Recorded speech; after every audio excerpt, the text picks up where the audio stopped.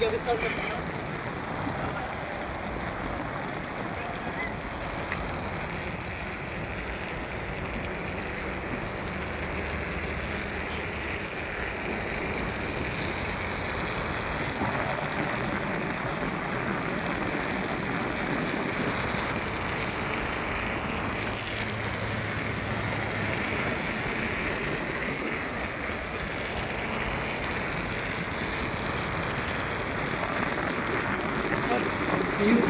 morning.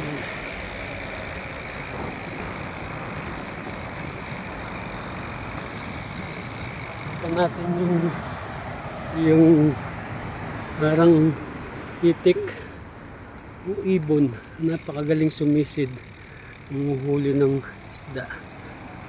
Wala, nagtago. Nandyan siya, yan o, nangahabol ng ano. Ayan o, nangahabol yan ng isda. Ang galing niya, no.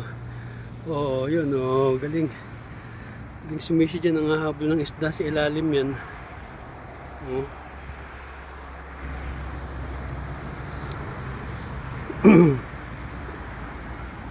Ala, nahuli ka na. Galing sumisid na naman, no. Saan na? Wala na lang nawawala eh. Susulpot na lang sa ibang ano yan. Low tide. Makakahuli siya. Andun na. Yun na. Andun na oh. Ano, biglang lalabas yung ulo na, yun na siya oh. Oh. Yun na. Lalabas bigla yung ulo niya na yun.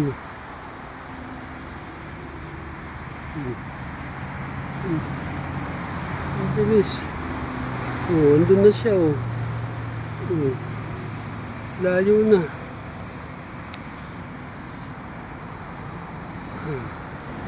Ay, meron pang isa rito. Meron pang isa. Dalawa sila, mag-ina siguro, mag-asawa.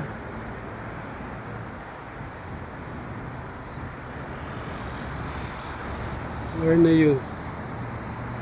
Ano mo namang huli, lalo ngayon low tide. Hindi sila mahihirapan. Oh, nandun na siya. Oh, ayan na oh. Sabi ko na eh. Ang galing.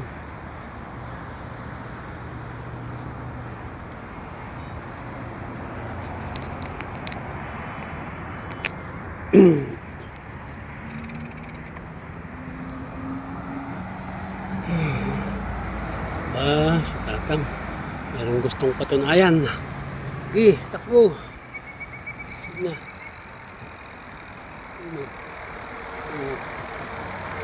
Oh, ano, may huli na. Galing. Sobrang low tide kaya makakahuli. Ano, galing. Wala na naman.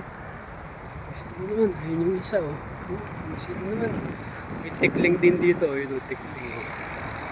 Tikling yan. Tikling. Hindi yung isa. Sumisig dito.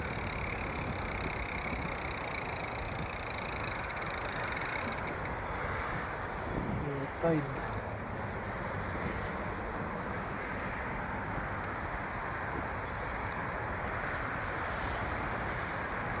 Yan o. Ang bilis. So, isid.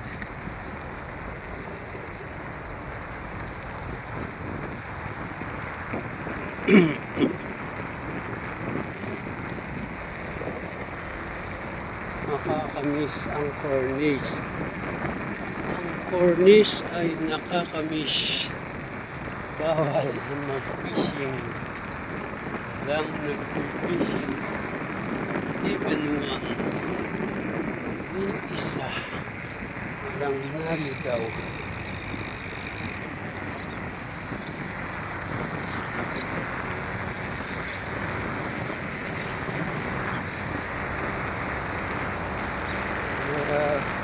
May chance na lumaki ngayon ang mga isda kapag palaki sila.